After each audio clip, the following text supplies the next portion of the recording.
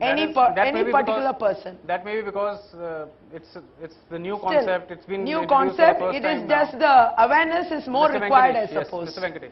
But I think the electoral reforms goes far beyond just nota. I mean, for example, the whole question of funding, the need for public funding of elections, the need for a level playing field for all the parties.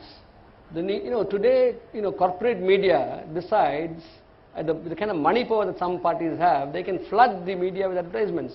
I think it's very important to have public funding of elections. It's also important to move towards a proportional voting system with partial lists, rather than the kind of first past the post that we have here. Some basic issues of electoral reform need to be discussed, not just nota or, of course, vote for cash is very important, and I'm glad you discussed it, but I think we should move to more substantive issues of electoral reforms. Mr. So Vatsman. I agree, it is a beginning of some democratic process in the election reforms, but I think many things have to be done, because the impact of money power in these elections, the 16th Lok Sabha election, rallies for 100 crores, public meetings for 50 crores. So this democracy actually being manipulated by corporate houses. So I think as a community